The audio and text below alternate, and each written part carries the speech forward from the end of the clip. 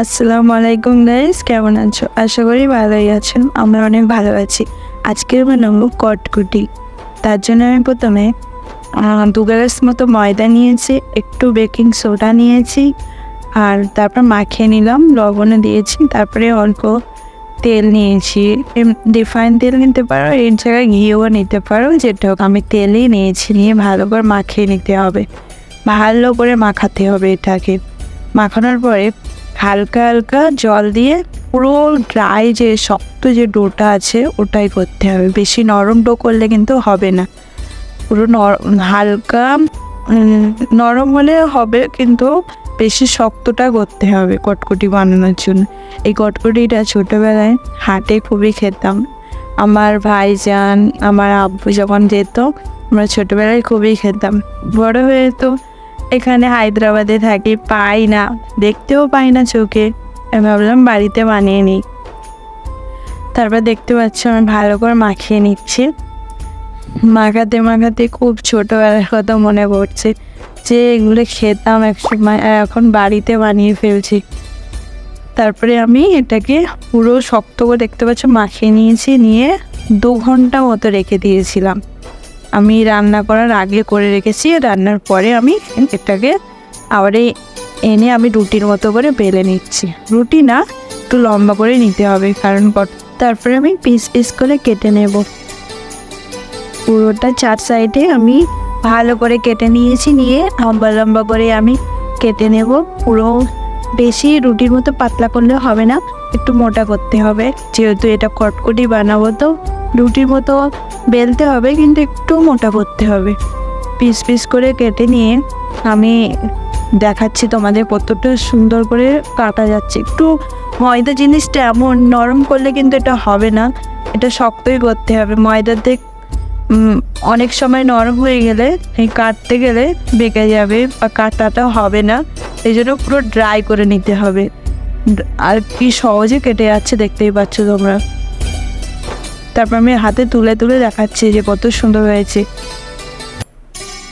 খেতে খুবই মুচমুচে হয়েছিল, আর একদম দোকানের মতো।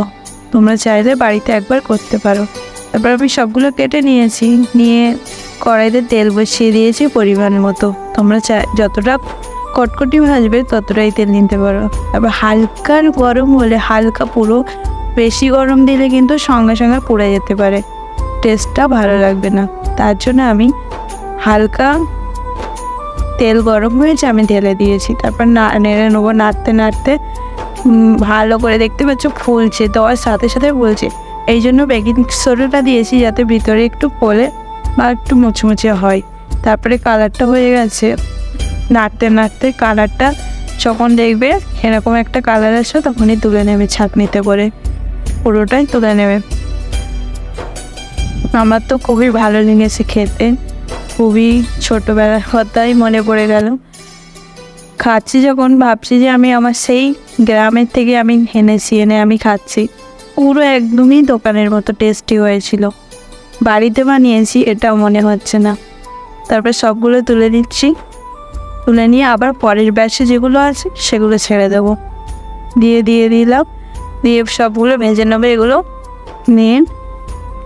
তারপরে আমি এটাকে তুলে নেবো আবার ভেজে ভেজে। নিয়ে একটা কড়াইতে আমি পানি দেবো অল্প করে। দিয়ে পরিমাণ মতো, যতটা কটকটি দেবে তোমরা পরিমাণ মতো নিও, যে যতটা মিষ্টি খাবে ততটাই নিও। আমরা একটু মিষ্টি বেশি খাই, তার জন্য একটু বেশি করে মিষ্টি দিয়েছি। 1/2 গ্লাস মতো আমি চিনি নিয়েছি। নিয়ে রসটা ভালো করে ফুটিয়ে নিতে হবে। অল্প করে পানিটা দেবে, কারণ এটা মাখা মাখা করতে হবে, তো বেশি পানি দিলে হবে না। এবার দেখতে পাচ্ছ একটু চিটচিট মতো হয়ে যাবে, তখনই আমি বুঝতে পারবো যে এটা রসটা হয়ে গেছে। বেশি পাতলাতে ছাড়া যাবে না, এটা মাখাতে হবে। তারপরে আমি এইগুলো নিয়ে এসেছি, নিয়ে আমি ঢেলে দেবো। নিয়ে ভালো করে মেখে নেড়ে নেড়ে নাড়তে হবে। এটা দেওয়ার সাথে সাথে কিন্তু দাঁড়ালে হবে না, শুধু নেড়েই যেতে হবে, কারণ নিচে পুড়ে যেতে পারে বা কিছু ধরে যেতে পারে। নাড়তেই হবে, নেড়ে নেড়ে একসময় অনেকটা চিনিটা চিপকে চিপকে আসবে, সাদা হয়ে আসবে, তখনই বুঝতে হবে যে কটকটি হয়ে এসছে। দেখতে পাচ্ছ চিনিটা অনেকটাই কমে এসছে, পানিটা পুরোটাই মরে গেছে, শুকো শুকো হয়ে আসছে। এবার দেখতেই পাচ্ছ কটকটির মতনই হয়ে গেছে, কটকটি হয়েই গেছে নাড়তে নাড়তে। এটা নেড়েই যেতে হবে। তারপরে আমি ঢেলে নেব, হয়ে গেছে কটকটিটা। 2 থেকে 3 মিনিট নাড়লে এটা কটকটিটা হয়ে যাবে, তবে নাড়তে হবে, বন্ধ দিলে হবে না। এবার দেখতেই পাচ্ছ আমার কটকটি রেডি। আমরা খেয়েছি সবাই খুব আনন্দ করে আর এনজয় করে। এই পর্যন্ত ভিডিওটা, আর আমার চ্যানেলটা সাবস্ক্রাইব করে দিও, পাশে থেকো ফ্রেন্ড। আল্লাহ হাফেজ।